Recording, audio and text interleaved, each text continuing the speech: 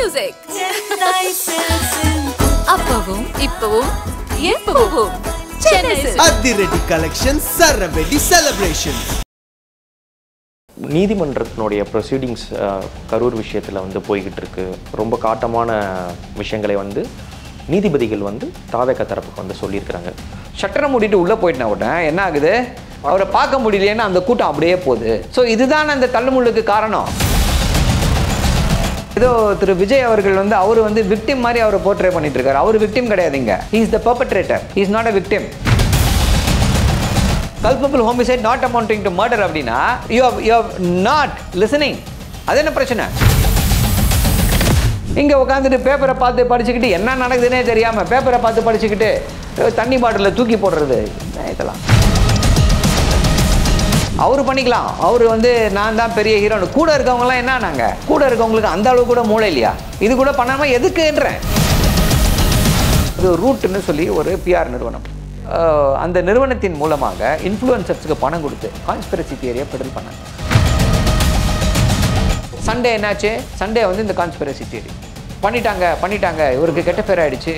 ஐயோ விஜய் சாப்பிடாம இருக்காரு, ஐயோ விஜய் தூங்காமல் இருக்காரு, ஐயோ அவர் மனசு என்ன பாடுபடுமோ, நான் இன்னைக்கு அவனை போடுறேன். அதை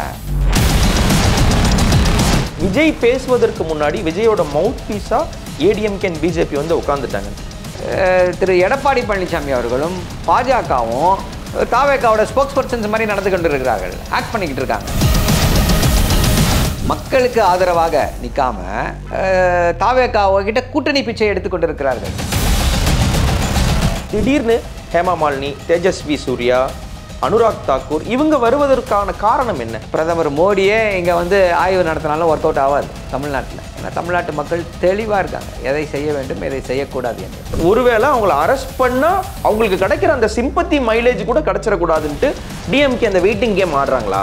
இந்த நாகரிக அரசியல் இந்த இதெல்லாம் கிடையாது. சட்டம் தன் கடமையே செய்யும்.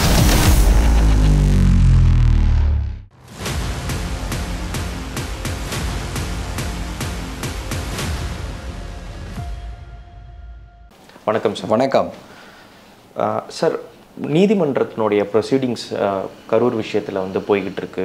ரொம்ப காட்டமான விஷயங்களை வந்து நீதிபதிகள் வந்து தாவேக தரப்புக்கு வந்து சொல்லியிருக்கிறாங்க. திமுகவின் ஸ்போக்ஸ் பர்சன்ற முறையில், ஒரு வக்கீல்ன்ற முறையில் இது எப்படி பார்க்குறீங்க சார்? தாவேகாவுடைய தலைமையும் சரி, தாவேகாவுடைய மற்ற நிர்வாகிகளும் சரி, அந்த கோர விபத்திற்கு பின்னால் அந்த அவர்களுடைய செயல்பாடுகளை வந்து நியாயப்படுத்தவே முடியாது. ஒரு தலைமையுடைய பண்பே என்ன அப்படின்னா டேக்கிங் ரெஸ்பான்சிபிலிட்டி அண்ட் அக்கௌண்டபிலிட்டி. இது நடந்திருக்கு, இதனால் நடந்திருக்கு, இதை பொறுப்பேற்கிறோம், இதை சரி செய்வோம், பாதிக்கப்பட்டவர்களோடு கூட நிற்போம் அப்படின்ற அந்த ஒரு இதுதான் எல்லா தலைவர்களுக்குமே. தலைவர்னாலே ஃபஸ்ட்டு ரெஸ்பான்சிபிலிட்டி தான், மற்றதெல்லாம் செகண்டரி. And accountability. இது இல்லை அப்படின்னா அதை எப்படி வந்து இது வந்து எல்லாருடைய ஒரு ஆதங்கமாக இருந்துச்சு. அதை தான் நீதியரசர் வந்து வெளிப்படுத்தியிருக்காரு. There is no remorse, there is no regret. இப்போ 41 பேர் இறந்து போனாங்க. இறந்து போனவங்களை பற்றி எங்கேயாவது பேசுகிறாங்களா? இல்லை.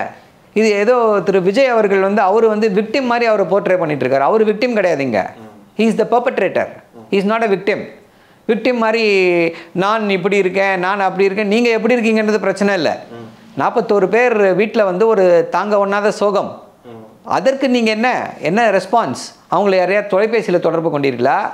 நேரில் போவோம்னா அட்லீஸ்ட் ஐயா தொலைபேசியில் தொடர்பு கொள்ளாமே. என்ன அது கூட முடியாது அவங்களால? நிவாரணம் அறிவிச்சிருக்காருல்ல சார்? நிவாரணம் நீங்கள் அது கொஞ்சம் ஃபைன் பிரிண்ட் பாருங்கள். இது இந்த இன்சூரன்ஸ் கான்ட்ராக்ட் மாதிரி ஃபைன் பிரிண்ட் பார்க்கணும்னு நினைக்கிறேன்.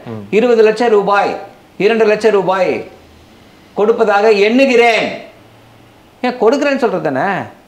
கொடுப்பதாக எண்ணுகிறேன். நீங்கள் எப்போ எண்ணி எப்போ நடக்குமா? அது உங்கள் எண்ணத்தில் மாற்றம் வந்துருச்சுன்னா என்ன பண்ணுவீங்க? இப்போ கொடுத்துருக்கணும்ல, இன்னும் கொடுக்கலையே. கவர்மெண்ட் கொடுத்துட்டாங்க. உடனடியாக இது பண்ணியிருக்கணும்ல, பண்ணலையே, நடக்கலையே. ஸோ என்ன உங்களுக்கு வந்து ஒரு ஆர்கனைசேஷனல் சப்போர்ட் இல்லை. எப்படி இதை கொண்டு செல்லணும், ஒரு விஷயத்தை கொண்டு போகணும், எப்படி ரியாக்ட் பண்ணணும்னு தெரியல. பட் வெறும் நான் வந்து நாடாள வேண்டும், 1967 பார், 1977 பார்னா பேரறிஞர் அண்ணா எப்படி நடந்துட்டு இருந்திருப்பாங்களா? எம்ஜி ராமச்சந்திரன் அவர்கள் எப்படி நடந்துட்டு இருந்திருப்பாரா? ஐயா, அவர்களெல்லாம் மகத்தான தலைவர்கள். சார், ஒரு அன்பிரசிடென்டட் க்ரௌடு வரும்பொழுது ஒரு நியூ பார்ட்டி, பொலிட்டிக்கலி நியூவாக இருக்காங்க, நெய்வாக இருக்காங்க, அவங்க இதை எப்படி பெட்டராக ஹேண்டில் பண்ணியிருக்க முடியும் சார்? ஏன் இதை கேட்கிறேன்னா, அவங்களுக்கு இது வந்து நியூ இப்போ தான் ஃபஸ்ட்டு போகிறாங்க. ஒரு 2 சாட்டர்டே தான் அவர் பேசியிருக்காரு. Maybe the 3rd Saturday they are doing. ஒரு பெரிய மாநாடு வந்து இப்போ தான் நடத்துகிறாங்கன்னும் பொழுது இது அவங்களுக்கு நியூ இல்லையா? அப்போது ஒரு பெரிய ஸ்ட்ரக்சர் இருக்குது. இப்போ நீங்கள் சொன்ன மாதிரி இப்போ ஏடிஎம்கே சொன்னீங்க, மற்ற கட்சிகள்லாம் வந்து டிஎம்கேலேருந்து பிரிஞ்சு வந்திருக்கலாம். அவங்களுக்கு ஒரு கள அனுபவம் இருக்குது. அப்படி இல்லைன்னும் பொழுது அவங்களுக்கு அந்த ஒரு சின்ன பெனிஃபிட் கொடுக்கறது தவறா சார்? சரி, இப்போது ஒரு மேலெழுந்த வாரியாக பார்க்கும்போது நீங்கள் சொல்கிறது சரிதான் சார், பாவம் சார், இப்போ தான் சார் ஸ்டார்ட் பண்ணியிருக்காங்க அப்படின்னா நீங்கள் வந்து ஏற்றுக்கொள்ளலாம், உங்களுடைய வாதத்தை ஏற்றுக்கொள்ளலாம். ஆனால் இங்கே என்ன நடந்தது? This is not the first meeting. இது ஃபஸ்ட் மீட்டிங்கில் நடந்திருந்ததுன்னா 100% விக்கிரவாண்டியில் ஒரு ஏற்கனவே இதே மாதிரி நடந்துச்சு. ஒரு இப்போ மாநாடு போட்டாங்க. மாநாடில் பவுன்சர்ஸ் எப்படி இவங்களை தூக்கி போட்டாங்கன்னு பார்த்தோம், கிரீஸ் தடவுனாங்க. இப்படி எல்லா விஷயங்களுமே நடந்துச்சு. அது எல்லாமே விஜயோட செக்யூரிட்டிக்காக தானே சார்? லைக் கிட்ட வர்றவங்க என்ன இன்டென்ஷன்ல வந்தாங்க? ஓகே, தூக்கி போட்டீங்க, இவ்வளோ தூக்கி போட்டீங்க. ஐயா, தண்ணி கூட கொடுக்க மாட்டீங்க. அதுதானே ஐயா பேசிக். எதுனாலும் இப்போ நீங்கள் ஒரு ஃபங்க்ஷன், ஒரு இழவு வீட்டில் என்ன பண்ணுவோம்? ஃபஸ்ட்டு தண்ணி கொடுப்போம், தண்ணியை வாங்கி வைப்போமா? காஃபி டீ டபரால பெரிய ஃப்ளாஸ்கில் வாங்கி வைப்போமா? வர்றவங்க குடிப்பாங்க, வர்றவங்க இது பண்ணுவாங்க. தண்ணி கொடுப்போமா? டாய்லெட்டு இருக்கான்னு சொல்லி பார்ப்போமா? இதுதான் ஏன் பேசிக்கு. ஒரு போய் 50 பேர் 100 பேர் வரக்கூடிய ஒரு இந்த வீட்லேயே இதுதான் நம்ம பார்ப்போம் அப்படின்னா, அத்தனை பேர் கூடுற கூட்டத்தில் தண்ணி கூட கொடுக்காம இது என்ன? What kind of hero worship is this? அவர் பண்ணிக்கலாம், அவர் வந்து நான் தான் பெரிய ஹீரோன்னு. கூட இருக்கவங்களாம் என்ன ஆனாங்க? கூட இருக்கவங்களுக்கு அந்த அளவு கூட மூளை இல்லையா? இது கூட பண்ணாமல் எதுக்கு பண்ணுறீங்க? இது ஒரு புறம் அப்படின்னா, அவங்களுடைய பில்டப்பை பாருங்க. எப்படி என்ன பில்டப் அப்படின்னா, இப்போ கட்டுப்பாடுகள் விதிக்குது போலீஸ், வழக்கமான கட்டுப்பாடுகள். எதுக்கு அந்த கட்டுப்பாடுகள்? இப்படி அசம்பாவிதம் நிகழக்கூடாதுன்றதுக்கு தானே ஒவ்வொரு முறையும் டான்ட் பண்ணுறாரு. பார்த்துக்கலாம். நீங்கள் ஏதாவது ஒரு அரசியல் தலைவர்கள் அப்படி பேசி பார்த்துருக்கீங்களா? கூட்டத்தை அண்ணன் வைகோ பேசுனது போயிட்டுருக்கு, திரு விஜயகாந்த் அவர்கள் பேசுனது போயிட்டுருக்கு, தமிழ்நாட்டுடைய முதல்வர் எல்லா மீட்டிங்லேயும்.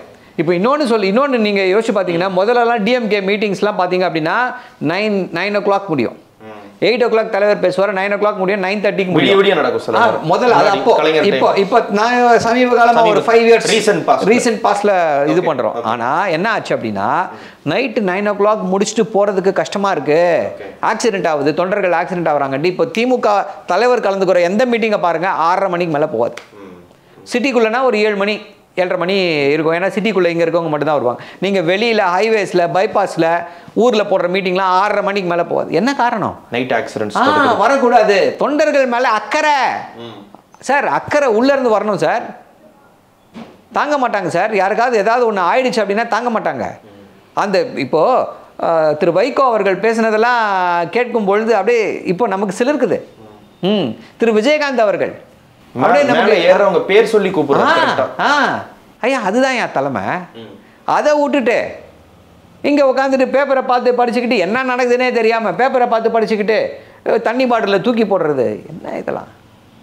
அதே தான். ஏன் இதை சொல்ல வரேன் அப்படின்னா, நீங்கள் வந்து போலீஸை டான் பண்ணிகிட்டே இருக்கீங்க. போலீஸை ஆமாம் பார்த்துக்கலாம், என்ன அனுமதி கொடுக்கலன்னா பண்ண மாட்டிங்களா அப்படின்னு பேசிகிட்டு இருந்தா, அப்போ அந்த அவனுடைய மனநிலை என்னவாக இருக்கும்? ஃபாலோ பண்ணக்கூடாது, டிஃபை த போலீஸ் அப்படின்னு. போலீஸ் எதுக்கு இருக்காங்க அங்கே? ரெகுலேட் பண்ண. போலீஸில் எத்தனையோ பேர் விஜய் ரசிகர்கள் இருப்பாங்கல்ல, இருக்காங்க. இதுதானே மனிதர்கள் தானே, அவங்க மனிதாபிமானம் உடையவர்கள் தானே. ஸோ இப்படித்தான் இதை நாம் பார்க்க வேண்டும். இதற்கு முக்கிய காரணம் தி பில்டப்பு, தி ரன் அப். இது வந்து டிசாஸ்டர் வெயிட்டிங் டு ஹேப்பன். அதனால தான் அந்த டிஎஸ்பி வந்து, கரூர் டிஎஸ்பி வந்து என்ன சொல்கிறாரு? ஸ்டாப் பண்ணுங்க, 10 minutes முன்னாடியே 15 minutes முன்னாடியே ஸ்டாப் பண்ணுங்க, அங்கே ரொம்ப கூட்டமாக இருக்குது, இங்கேயே பேசிட்டு போங்க அப்படின்றாரு. அது முடியாது அப்படின்றாங்க. அந்த இங்கே இவர் ஒரு ஹிந்திக்காரர் பேசுகிறாரு, ஹிந்திலையும் பேசுகிறாரு. இவர் செக்யூரிட்டி கார்டு சொல்கிறாரு, கவுட் பஸ்ட் ஹோகையான்றாரு. அப்போ நிறுத்தணும்ல, எவன் பேச்சையும் கேட்க மாட்டேன், எனக்கு வந்து க்ரௌடு தான் முக்கியம். நீங்கள் கரூரில் வந்து ஒரிஜினல் பிளான் படி போன தடவை தான் மீட்டிங் போட்டிங்களா? போன சனிக்கிழமை தானே திருவள்ளூரில் இருந்தது. அப்போ என்ன காரணம்? திமிரு தானே இது. நீ ஏற்கனவே திரு செந்தில் பாலாஜி அவர்கள் வந்து முப்பெரும் விழாவை நடத்தியிருக்காரு. அடுத்து திரு எடப்பாடி பழனிசாமி அங்கே வச்சிருக்காரு. உடனே நான் பாரு, நான் யாரு, நான் வீரன், சூராதி சூரனுக்கு ஒரு சுதந்திரம் இருக்குல்ல சார். அவங்க they can choose wherever they can. absolutely no doubt. absolutely no doubt. நான் எதுக்கு சொல்றேன், ஏன் இதை ஸ்பெசிஃபிக்கா மென்ஷன் பண்றேன் அப்படின்னா, இவர் 8:45 வரேன்னு சொல்லியிருந்தார் இல்லையா? 8:45 வந்து 2000 பேர் தான் இருந்திருப்பான். ஃப்ளாப் ஷோ ஆயிருக்கும். 12 மணிக்கு போயிருந்தாருன்னா 3000 பேர் இருந்திருப்பான். ஃப்ளாப் ஷோ ஆயிருக்கும். கூட்டம் இருந்தது 12 மணிக்கு. அந்த அளவு ஈவினிங் அளவு கூட்டம் இல்ல, பட் கூட்டம் இருந்தது நிச்சயமா. அப்போ நடந்திருக்குமா? இந்த ஸ்டாம்பீட் நடந்திருக்குமா? அந்த கூட்டத்தில் நடந்திருக்குமா? வாய்ப்பில்லை. ஸோ என்ன, அப்போ திட்டமிட்டு செய்கிறார்கள். அதாவது கூட்டத்தை இவங்களுக்கு தெரியுது, நம்ம வந்து போயிட்டு வந்துட்டோம் அப்படின்னா கூட்டம் இருக்காது, அப்படியே போனோம். இன்னொரு முக்கியமான விஷயத்தையும் சொல்கிறாங்க. இந்த இதில் பார்த்தவர்கள் எல்லாம், நீங்களும் பார்த்துருப்பீங்க, மீடியா இதில் எல்லாத்தையும் பார்த்துருப்பீங்க. என்ன அப்படின்னா, அவர் வந்து ஷட்டரை மூடிட்டு உள்ளே போகிறார். ஷட்டரை மூடிட்டு உள்ளே போயிட்டுனா உடனே என்ன ஆகுது, அவரை பார்க்க முடியலையேன்னா அந்த கூட்டம் அப்படியே போகுது, கூடவே வராங்க. ஸோ இதுதான் அந்த தள்ளுமுள்ளுக்கு காரணம். ஷட்டர் ஓப்பன் பண்ணி வச்சிருந்தா பார்த்துக்கிட்டே கூட ஓடி வர மாட்டாங்க. பார்த்தா போவாங்க சார்.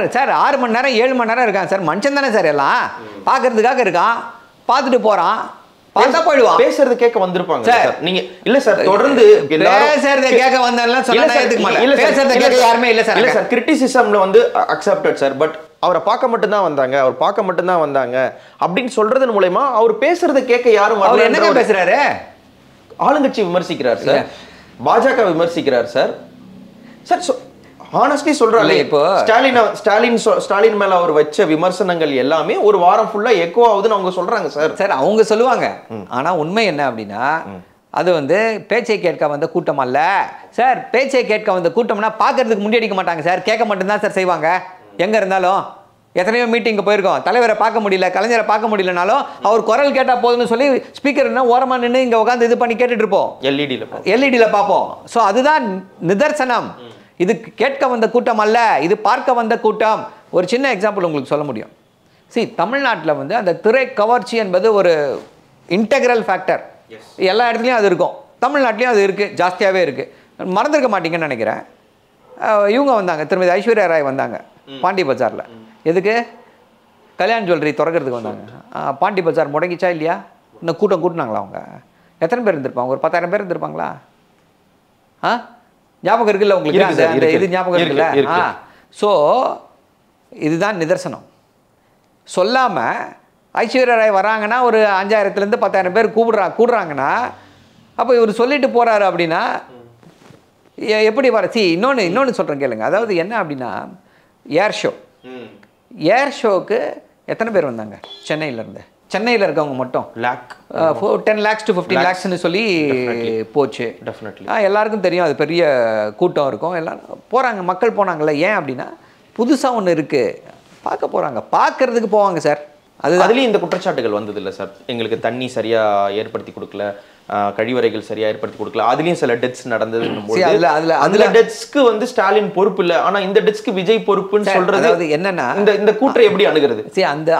அந்த டெத்ஸ் வந்து எப்படின்னு பாத்தீங்கன்னா, தண்ணி இல்லாம இதுவோ போனதோ கிடையாது. அந்த டெத்ஸ் எல்லாம் எப்படிப்பட்ட டெத்ஸ் அப்படின்னா, வெயில் தாங்காம இறந்து போனாங்க. யார் அந்த நிகழ்ச்சியை ஏற்பாடு செய்தது, அந்த தேதியை தேர்ந்தெடுத்து இது பண்ணது யாரு? Indian air force. அங்கே ஸ்டாம்பீட் நடக்கலை, ஸ்டாம்பீட்டில் யாரும் இறக்கல, எல்லாம் வந்து உடல்நல குறைவு இருக்க. நான் போயிருந்தேன் அந்த ஷோக்கு, எல்லாம் வந்து மயக்கம் போட்டு விழுந்தாங்க, வெயில் தாங்காம. அதுக்கு அந்த bed bulb cause of death வேற இருக்கலாம் சார், பட் உயிர் எல்லாமே ஒண்ணுதானே? கரெக்ட். உயிர் 41 உயிர், என்ன வித்தியாசம்? நம்பர்ஸ் தான வித்தியாசம். அக்ரீட். ஆனா யார் காரணம்? வெயில வந்து குறை சொல்ல முடியுமா? வெயில் இவ்வளவு அடிக்குதுங்க அப்படின்னு சொல்லி குறை சொல்ல யார்? அப்போ அந்த நிகழ்ச்சி அன்னைக்கு ஏற்பாடு பண்ணது அவங்கள தானே நீங்கள் இது பண்ணணும். இந்த வெயிலில் இந்த நிகழ்ச்சியை நடத்திருக்கலாமா அந்த இதில் அப்படின்றத வெட் பல்ப் எஃபெக்ட்னு சொல்லி சொல்கிறாங்க. ஆனால் இது வேற, இது வந்து ஸ்டாம்பீட் வந்து it is directly attributable to the conduct of the organizer. Sir ஒரு ஸ்டாம்பீடா வாங்க, கூட்டமா வாங்க, என்னை பார்த்து ஓடி வாங்க அப்படின்னு சொல்லி ஒரு கூட்டத்தை ஏற்பாடு பண்ற அல்லது ஒரு பிரச்சாரத்தை ஏற்பாடு பண்ற தலைவர் வந்து கால் ஃபார் பண்ண மாட்டார் இல்லைங்களா? நான் பேச வரேன்னா சொல்லுவாரு. அந்த ஸ்டாம்பீடுன்றது எந்த அளவுக்கு அந்த தலைவரோட கண்ட்ரோல் சார்? நீங்க சொல்ற மாதிரி இட்ஸ் அன்பிரசிடென்டட் தானே? See, of course, unprecedented. No doubt. அப்போ இவர்தான் பெர்பெச்சுவேட்டர் ஆஃப் கிரைம் னு எப்படி நாம வந்து ப்ளேம் பண்ண முடியும்? See, that's what I'm saying. Perpetuatorன்றது எப்போ வருது அப்படினா when you are not taking reasonable precaution. When you are not listening to the people who are responsible. கேக்கலல, அதுக்கு தான் உங்களுக்கு வந்து அந்த விஷயத்தை சொன்னேன். போலீஸ் சொன்னதை கேக்கல. அவருக்கு தெரியும், போலீஸ்க்கு தெரியும் என்ன ஆகும் தெரியும். He is the responsible man. அப்ப அந்த reasonable care எடுத்தியா நீ? சட்டம் எப்படி பாக்கும்? Culpable homicide not amounting to murder அப்படினா you have not listening. அது என்ன பிரச்சனை? இது வந்து just like that நடந்துச்சுனா அவர் மேல பொறுப்பு இல்லங்க அப்படினு சொல்லிட்டு போயிடலாம். You have deliberately refused to listen to responsible officers. அது என்ன பிரச்சனை? ஆனா தாவேகா தரப்புல இருந்து திரும்ப ஒரு விஷயம் சொல்றாங்க சார். இந்த டிரான்சிஷன் எப்படி இருக்குன்னா, ஃபர்ஸ்ட் வந்து ஒரு கான்ஸ்பிரசி தியரி சொன்னாங்க. அதாவது எங்களை வந்து ஏற்கனவே இறந்தவர்களை கொண்டு வந்து கணக்கு காட்டிட்டாங்க. இது வந்து சொன்னது ஒரு XY கேடரோ அல்லது பொறுப்பில் இல்லாத ஒரு ஆளோ இல்லை, அவங்களுக்காக அப்பியர் ஆகிற அறிவழகன் என்ற லாயர். இறந்தவங்களுக்கு எங்களுக்கும் சம்மந்தம் இல்லைன்னு சொன்னாங்க. எங்கேயோ இறந்தவர்களை இங்கே கொண்டு வந்தாங்கன்னு சொன்னாங்க. இதில் ஒரு கான்ஸ்பிரசி இருக்குன்னாங்க. அப்புறம் விஜயோட வீடியோ வந்தது. விஜய்லிமா வந்து உண்மைகள் எல்லாம் வெளியே வரும் அப்படின்னு சொன்னார். அதற்கப்புறமா திடீர்னு நீதிமன்றத்தில் வந்து இது ஒரு விபத்துன்னு சொல்கிறாங்க. இந்த டிரான்சிஷன் எப்படி புரிஞ்சுக்கிறது? என்ன ஓட்டத்தில் இதை சொல்லியிருப்பாங்க நீங்க நினைக்கிறீங்க? இது ஒரு ப்ளேம் கேம் வந்து அவங்களுக்கு எதிராக போயிருச்சு அப்படின்றதுனால இப்போ ரோல் ரிவர்சல் பண்றாங்களா? கரெக்ட். அதுக்கும் இதுக்கும் ஒரு அந்த சீக்வன்ஸை பார்க்கணும் நீங்கள். என்னென்னா அண்ணன் ராசா வந்து அற்புதமான ஒரு கருத்தை முன் வச்சார். என்ன சொன்னார் அப்படின்னா, சார் அவங்க எல்லாம் all of them felt guilty sir, குற்றமுள்ள நெஞ்சு, அதனால தான் அங்கேருந்து கிளம்பி போயிட்டாங்க அப்படின்னு சொல்லி சொல்கிறாரு. சரி, ஓகே, அந்த இதில் வந்து கிளம்பி போயிட்டீங்க, ஏதோ ஒரு என்ன பண்ணுறதுன்னு தெரியாமல் ஃபஸ்ட் இன்சிடென்ட்டு தெரியாமல் போயிட்டீங்க அப்படின்னா அடுத்த நாள் வந்திருக்கலாம்ல? இல்லை அதுக்கு அடுத்த நாள் வந்து அப்போது உங்கள் உள் மனசே சொல்லுது ஏதோ நம்ம தப்பு பண்ணிட்டோம், நம்ம வந்து நம்ம ரெஸ்பான்சிபிள் அப்படின்றத. இந்த காண்டக்ட் ரொம்ப ரொம்ப இம்பார்ட்டண்ட். அவர் மட்டும் இல்லை, அவரை கூட விட்டுருங்க, விஜயை விட்டுருங்க, அடுத்து இருக்கக்கூடிய second line leaders, third line leaders Mathiyazhagan arrest பண்ணியிருக்காங்களா? இப்போ அதுக்கு அப்புறமா தான் பண்ணாங்க, உடனே பண்ணல. யாராவது போனாங்களா இல்லை யாராவது இது பண்ணாங்களா? ஸோ என்ன பண்ணுறாங்க, ஒழுங்கு சீர்குலைவு வரும்ன்ற ஒரு ஆன்டிசிபேஷன் இருக்குல்ல சார். இப்போ இவங்க போனாங்கன்னா மாப் பண்ணி அடிச்சிட்டாலோ போயிட்டாலோ அது ஒரு லா அண்ட் ஆர்டர் இஷ்யூ ஆகாது. அப்சல்யூட்லி. அதுதான் சொல்கிறேன், அது at the heat of the moment. Okay. அண்ணன் செந்தில் பாலாஜி உடனே போனார், எம்ஆர் இருந்தார், அடுத்த நாள் திரு எடப்பாடி பழனிசாமி அன்னைக்கு நைட் அவங்களை யாராவது அடிச்சாங்க வச்சாங்களா? சார் அவங்க அதுக்கு ரீசன் இல்ல, அவங்க ஒரு கண்ட்ரோல் சொன்ன வராங்க. அப்போ நீங்க ரீசன், அவங்க ரீசன் இல்ல, இங்க ஏதோ ஒரு வகையில they are part of it இல்ல. சோ ஒரு நாள் innocent until proven guilty தான சார்? Correct, absolutely. சோ ஒரு நாள் ஓகே, இந்த இதுல ரெண்டாவது நாள் ஓகே, எந்த எதிர்ப்பு இருந்துச்சு அவங்களுக்கு? யாராவது அவங்களை தடுத்தாங்களா போக கூடாதுன்னு சொல்ல? ரெண்டாவது நாள் okay sir, first day okay, I can understand, நீங்க ஃபீல் பண்றீங்க, பயப்படுறீங்க, ஓகே. ரெண்டாவது நாள் ஒன்றும் இல்லையே, எதிர்ப்பு இல்லையே, இப்போ வரைக்கும் போகல, ஒருத்தர் கூட போகல. அதுக்கு என்ன ஒரு பொய்யான காரணத்தை சொன்னாங்க? லா அண்ட் ஆர்டர் இஷ்யூ ஆயிடலாம், அலோவ் பண்ண மாட்டேங்கிறாங்க. அலோவ் பண்ண மாட்டாங்கன்னு அவர் பேசினாரு, திரு அருண்ராஜ் அவர்கள். பாவம், யார் எழுதி கொடுத்த ஸ்கிரிப்ட் அவர் பேசினார்னு தெரியல நமக்கு. அலோவ் பண்ண மாட்டாங்க டிபேட்ல பேசும்போது. ஆமா, அதே மாதிரி இன்னும் கொடுமைன்னா இன்னொரு இதையும் சொன்னாங்க. என்ன? நீதிமன்றத்தில் அனுமதி கிடைச்சவனு போவோம்னாங்க. நீதிமன்றத்தில் அனுமதி கேட்டு எதுவுமே போடல சார், யாருமே போடல. அப்ப போட்டதா சொன்ன ஒரு நியூஸ் பரவுனது எப்படி? அதுதான் சொல்றேன், இவங்க வேலை தான். இப்போ அதாவது ரூட்னு சொல்லி ஒரு PR நிறுவனம், இந்த நிறுவனத்தின் மூலமாக என்ன பண்றது? ஆமா, whatever, I don't want to take names. Okay. அந்த நிறுவனத்தின் மூலமாக இன்ஃப்ளூயன்சர்ஸ்க்கு பணம் கொடுத்து கான்ஸ்பிரசி தியரியை பெடல் பண்ணாங்க. அதற்கு முதல்வர் வந்து ஒரு ஃபுல் ஸ்டாப் வச்சார், சொன்னார் யாராக இருந்தாலும் நடவடிக்கை எடுக்கப்படும்னாரு. நடவடிக்கை எடுத்தவொடனே ஸ்டாப் ஆச்சா இல்லையா கான்ஸ்பிரசி தியரி? கம்ப்ளீட்டாக ஸ்டாப் ஆயிடுச்சா? யாரும் அப்போ வந்து கத்தியால் குத்துனா? அண்ணாமலை எவ்வளோ கேவலமான அரசியலை செய்து கொண்டிருக்கா. கத்தியால் குத்துனாங்க, கத்தியால் குத்துனா அதை கேட்டார் செந்தில் பாலாஜி, கேட்டார் கத்தியால் குத்துனா எந்த ஹாஸ்பிட்டலில் ட்ரீட்மெண்ட் கொடுத்துட்டு இருக்கான் பாரு. எல்லாமே போய் சார், கரண்ட் கட் ஆச்சு, இப்படி போனாங்க அப்படி போனாங்க, நிறுத்திட்டாங்க. Exactly, stupid fellows. I don't know எப்படி இப்படிப்பட்ட, அதாவது தமிழ்நாட்டு மக்கள் வந்து ரொம்ப ரொம்ப புத்திசாலிகள், ரொம்ப ஷ்ரூட். அதாவது அந்த செப்பரேட்டிங் கிரெயின் ஃப்ரம் த சாஃப் அப்படின்னுவாங்க, அதை வந்து தெளிவாக புரிந்து வச்சுருப்பாங்க. நீங்கள் வந்து அவங்கள தே ஆர் வெரி இமோஷனல் ஸ்டேட்டில் என்ன சொன்னாலும் ஃபஸ்ட்டு ஒத்துப்பாங்க. பட் அதை நீங்கள் ஒரு லாஜிக்கான வாதத்தோடு ஆதாரத்தோடு கவுண்டர் பண்ணிங்கன்னா they will take it. That is what has happen. Sunday என்னாச்சு? சண்டே வந்து இந்த கான்ஸ்பிரசி தியரி பண்ணிட்டாங்க, இவருக்கு கெட்ட பேர் ஆயிடுச்சு, ஐயோ விஜய் சாப்பிடாம இருக்காரு, ஐயோ விஜய் தூங்காமல் இருக்காரு, ஐயோ அவர் மனசு என்ன பாடுபடுமாண்ணா. இன்றைக்கி எவனா போடுறானா? இன்றைக்கி எவனா அந்த மாதிரி போடுறானா? ஒரு மனசு என்ன பாடுபடுது, சாப்பிடாம இருக்காரு. இல்லை ஒருவேளை வீடியோ போட்டதுக்கப்புறம் அவங்க சாட்டியேஷன் பண்ணிட்டாங்களா சார் அவருக்கான அந்த இது எங்களுக்கு போதும் அப்படின்ற மைண்ட் செட்டுக்கு தாவேக்கா வந்துட்டாங்களா? இல்லை சார், நான் வந்து இது திமுகவுடைய ஸ்டாண்டோ இல்லை பொதுமக்கள் ஸ்டாண்டோ கேட்கல. நான் கேட்குறது இன்னும் ஸ்பெசிஃபிக்காக தாவேக்காவுடைய தொண்டர்களுடைய மனநிலை என்னன்னு கேட்குறேன். அவங்க தொண்டர்களுடைய கூட்டத்தில் தான் அந்த இறப்பு நடந்திருக்கு. ஒருவேளை அவங்களுக்கு விஜயோட அந்த இரங்கல் செய்தியே போதுமானதாக இருக்கா? அவங்கள்ட்ட எந்த ஒரு அவுட் பர்ஸ்ட்டும் இல்லையே, ஏன் இப்படி பண்ணீங்க போனீங்கன்னு இப்போ மற்ற கட்சிகளுக்கு வர்ற மாதிரியான ஃப்ளாக் இவருக்கு இல்லையே.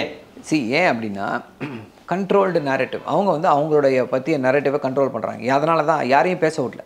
How come sir? எஸ், அவங்க நேரேட்டிவை கண்ட்ரோல் பண்ணுறாங்க. ஓகே, அவங்க கிட்டேருந்து அன்ஆத்தரைஸ்டாக யாருமே பேசினா உண்மை வெளில வந்துடும். நீங்கள் கேள்வி கேட்பீங்க, என்கிட்ட கேள்வி கேட்குற மாதிரி கேள்வி கேட்பீங்க. யாராவது ஒருத்தர் வந்து பேசணும்ல வெளியில். அவங்களுக்காக யாரும் ட்வீட் போட்டிருந்தாரு. அவர் ட்வீட்டை தூக்கி குப்பையில் தாங்க போடணும். அவருக்கு எஃப்ஐஆர் போட்டாங்க. அவரே குப்பையில் போட்டார், எஃப்ஐஆர் போட்டாங்க. நீதிபதி கேட்டிருக்காரு, ஏன் இன்னும் நடவடிக்கை எடுக்கலை அப்படின்னு சொல்லி கேட்டுட்ருக்காரு. ஸோ நடவடிக்கைகள் பாயும். என்ன அப்படின்னா இன்னொரு முக்கியமான விஷயம், போய் நின்னா கேள்வி கேட்பீங்க, அதற்கு பதில் சொல்ல முடிஞ்சால் உண்மை வெளியில் வந்துடும் அப்படின்ற அந்த ஒரு பயமாக இருக்கலாம் அவங்களுக்கு. அதனால தான் யாரையுமே வந்து பேச விடாமல் அப்படியே வச்சுருக்காங்க. அந்த விஜய் அவர்கள் பேசின பிறகு குட்டு வெளிப்பட்டுருச்சு. சமுதாய ஸ்மித் பஸ்ட் பண்ணாங்க. ஆமாம், உடனே இது பண்ணிட்டாங்க, எல்லாத்தையும் இது பண்ணாங்க. கொடுமை என்ன அப்படின்னா திரு எடப்பாடி பழனிசாமி அவர்களும் பாஜகவும் தாவேக்காவோட ஸ்போக்ஸ் பர்சன்ஸ் மாதிரி நடந்து கொண்டு இருக்கிறார்கள், ஆக்ட் பண்ணிக்கிட்டு இருக்காங்க. அவங்க வந்து மக்களுக்கு ஆதரவாக நிற்காம தாவேக்காவோ கிட்ட கூட்டணி பிச்சை எடுத்துக்கொண்டு இருக்கிறார்கள். கூட்டணிக்கு வந்துட மாட்டாரா? கூட்டணிக்கு வந்துட மாட்டாரா? நான் வரேன் சார். பட் அதுக்கு முன்னாடி எனக்கு ஒரு முக்கியமான கேள்வி, அந்த எல்லாருக்கும் இருக்க கேள்வியுமே, நீதிமன்றமே என்ன கேட்டிருந்தாங்கன்னா, what stopping the government from taking stringent action அப்படின்ற ஒரு இது கேட்டிருக்காங்க. நீங்கள் விசாரணை பண்ணப்போ தனிநபர் எஸ்ஐடிக்கு அனுப்பலாம் அப்படின்ற மாதிரியும் பரிந்துரைச்சிருக்காங்க. ஏன் சார் அந்த ஒரு ஆக்ஷன்? உங்களுக்கு எல்லாமே தெரியும், ஒரு பெரிய ஈவெண்ட், ஒரு கொலோசல் ஈவெண்ட்னே சொல்லலாம். அந்த ஈவெண்ட்டில் ஒரு பெரிய ஒரு அமௌண்ட் ஆஃப் டெத்ஸ் நடந்திருக்கு. ஸ்ட்ரிஞ்சன்ட் ஆக்ஷன் எடுக்க என்ன தடுக்குது? இன்னும் எனக்கு புஷி ஆனந்த் இருக்க இடம் தெரியல, ஆதவர்ஜனா இருக்க இடம் தெரியல, நிர்மல்குமார் இருக்க இடம் தெரியலன்னு சொல்லிக்கிட்டே இருக்கிறது என்ன பிளான்? இல்லை முடிச்சிடும் சார். ஒருவேளை அவங்களை அரெஸ்ட் பண்ணால் அவங்களுக்கு கிடைக்கிற அந்த சிம்பத்தி மைலேஜ் கூட கிடைச்சிடக்கூடாதுன்ட்டு டிஎம்கே அந்த வெயிட்டிங் கேம் ஆடுறாங்களா? What stopping the government from taking action?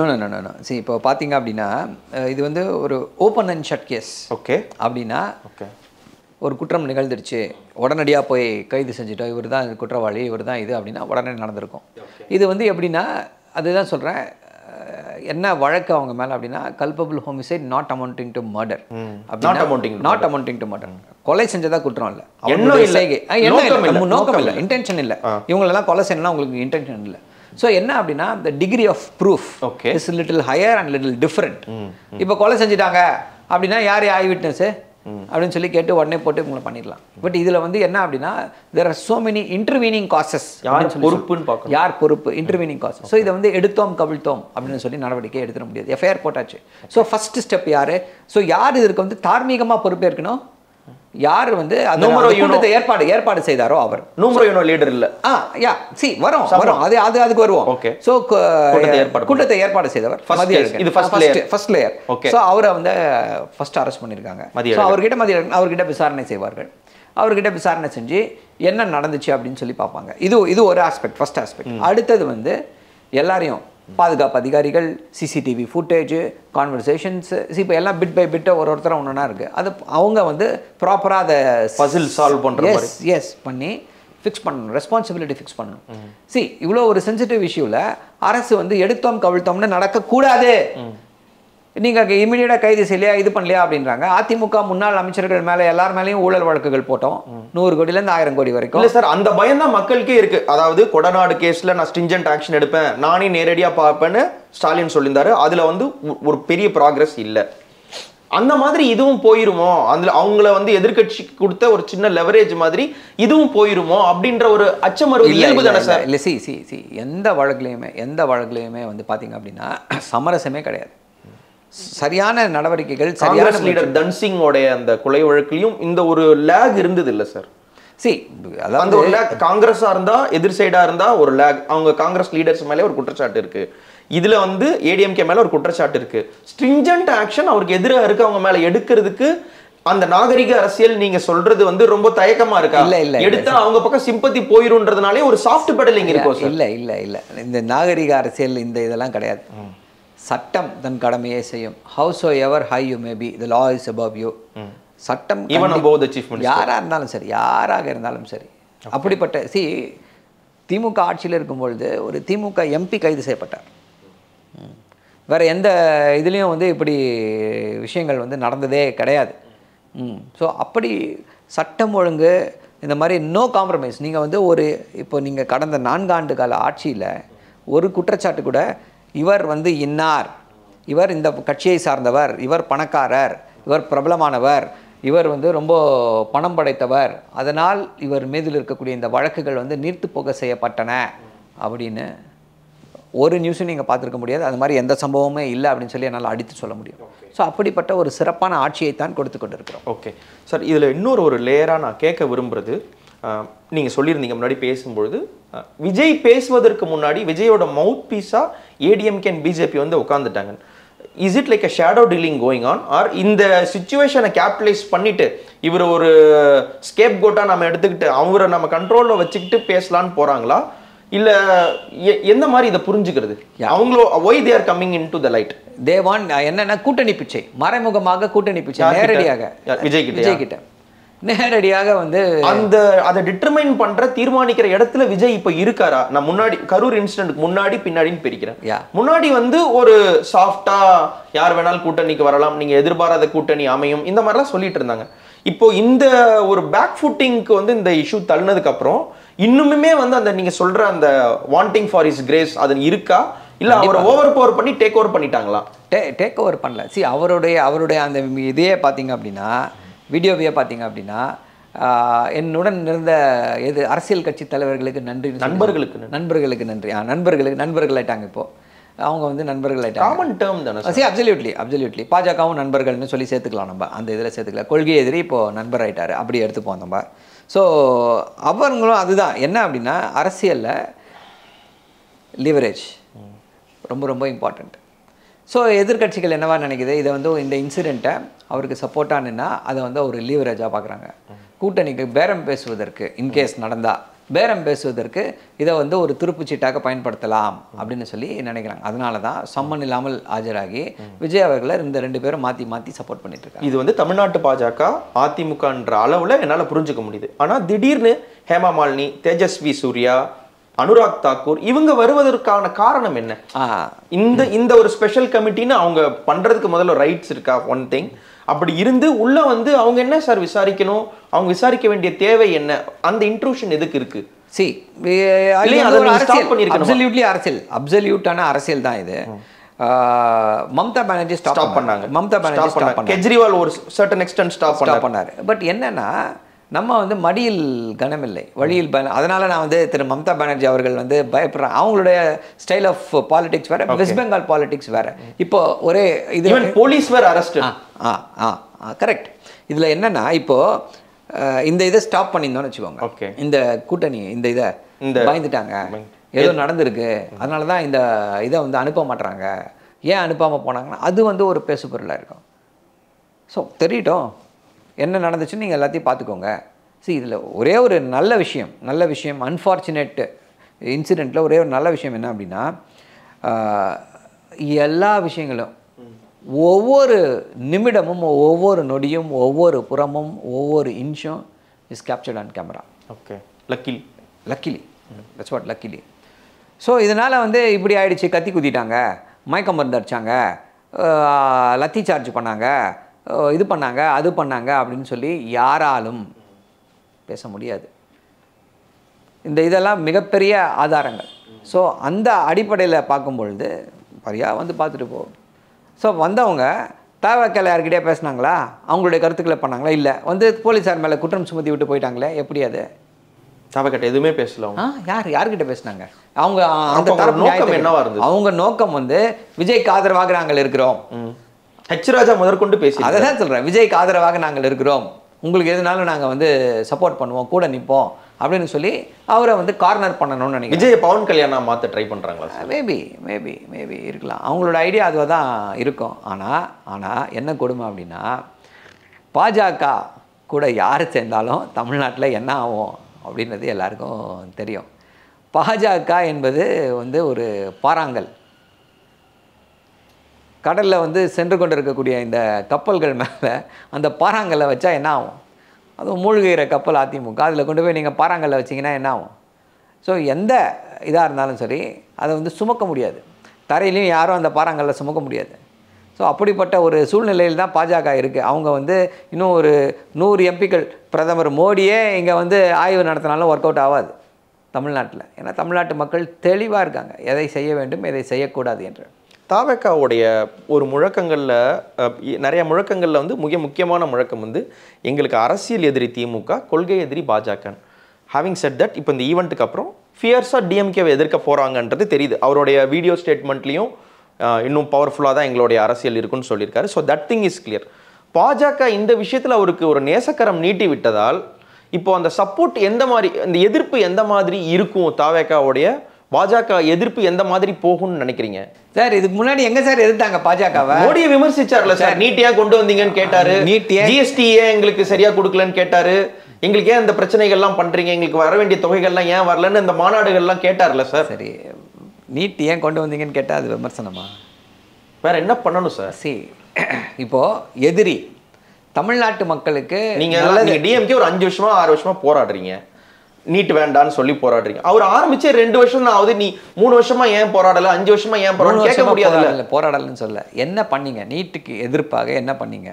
இல்லை நான் சிஎம் ஆகணுன்றாரு, நீங்க ஆட்சிக்கு வந்தா என்ன பண்ணுவீங்க?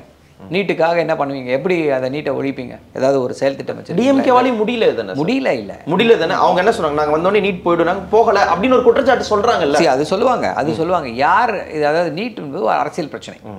பாஜக திணிக்குது, தமிழ்நாட்டு மேலே திணிக்குதுன்னு நினைக்குது. ஆர்எஸ்எஸ் காரர்கள் வந்து நீட்டு இருந்தே ஆகணும் அப்படின்னு சொல்லி நினைக்கிறாங்க. அதனால அவங்க வந்து தமிழ்நாட்டுடைய முயற்சிகள், தமிழ்நாடு அரசு எடுத்த முயற்சிகள், திமுக எடுத்த முயற்சிகளை வந்து ஸ்டாப் பண்ணி வச்சுருக்காங்க, சட்டவிரோதமாக ஸ்டாப் பண்ணி வச்சுருக்காங்க. ஸோ இதுதான் இதில் இருக்கக்கூடிய ஒரு முக்கியமான அந்த அம்சம். ஸோ இப்படி இருக்கக்கூடிய இந்த சூழ்நிலையில் இவங்க வந்து இதுக்கு முன்னாடி பாஜகவை எதிர்த்தா தான் ஒரு ட்ராக்ஷன் இருக்கும் கிரவுண்டில் அப்படின்றதுக்காக பாஜகவை எதிர்ப்பது போல நடித்தார்கள். பாஜகவை அவர்கள் எதிர்க்கவில்லை. திமுக எதிர்த்த அளவுக்கு திமுக வந்து முதல்வர் ஸ்டேட்மெண்ட் கொடுக்குறல, என்றைக்குமே டெல்லி அவுட் ஆஃப் கண்ட்ரோல் அப்படின்றாருல, நேற்று சொன்னார், எப்போவுமே சொல்கிறாரு. புதுசாக யாரையா சேர்த்துக்கிட்டா கூட யாராக இருந்தாலும் அவுட் ஆஃப் கண்ட்ரோல் அப்படின்றாரு. இதை போல் ஒரு தெளிவாக ஒரு இதாக சார் இன்றைக்கி தமிழ்நாட்டுக்கு எதிரி, தமிழ்நாடு வளர்ச்சிக்கு எதிரியாக யார் இருக்கா அப்படின்னா பாஜக தான் இருக்குது. அப்புறம் அவங்கள விட்டுட்டு இப்போ நீங்கள் 2 பேரும் இது எதிர்க்கிறீங்க, ஒன்றா தானே எதுக்குன்னா மோடி அங்கிள்னு கூப்பிடுவாரா? மோடி அங்கிள்னு கூப்பிடுவாரா? கூப்பிட்டுருக்கணும்ல. ஒரு வேளை முன்னாடியே கூட்ட ஒரு பழக்கம் இருக்கலாம், ஒரு அன்பு இருக்கலாம், அந்த அன்பின் பொருட்டு அவர் கூப்பிட்டுருக்கலாம். இல்லை அதை பற்றி பேச வேண்டாம். Okay sir. அடுத்த அவர் கேட்க வேண்டிய ஒரு விஷயம், அசியூமிங் இப்போ தாவேக்கா, அதிமுக, பாஜக ஒரு சைடு ரேலியாக வராங்க அப்படின்னா, ஒரு ஃபார்மிடபிள் ஃபோர்ஸாக அவங்க வராங்க அப்படின்னா, எலக்டோரலி இது டிஎம்கே அஃபெக்ட் பண்ணுற பாயிண்ட் இருக்கா? நான் தான் சொல்லிட்டேன், பாஜகவோடு சேர்ந்தால் என்ன ஆகும் அப்படின்றத சொல்லிட்டேன். ஸோ வாய்ப்பே கிடையாது, யாரை வேணால் போட்டு 11% அவங்க எடுத்திருந்ததுனால, அந்த நாடாளுமன்ற தேர்தலில் அந்த 11 பாயிண்ட் சம்திங் எடுத்திருந்ததுனால இந்த கொஸ்டின் அரைஸ் ஆகும் இல்லை சார்? நீங்கள் அப்புறம் எடப்பாடி, அண்ணாமலை, விஜய், இது ஒரு ஃபார்மிடபிள் ட்ரையோ இல்லையா?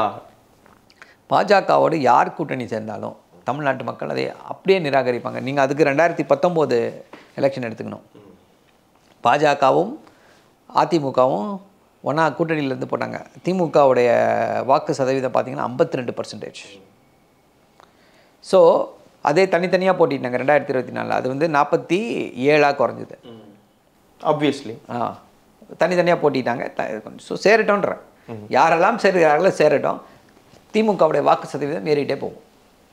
தொடர்ந்து எப்படி நடக்குது, எப்படி இந்த விஷயம் உருவகமாகுது, எப்படி போகுதுன்றதை பார்ப்போம் சார். உங்களுடைய கருத்துக்களை எங்களுக்கு பரிந்துரைக்கு ரொம்ப நன்றி sir. Thank you. Subscribe to One India and never miss an update.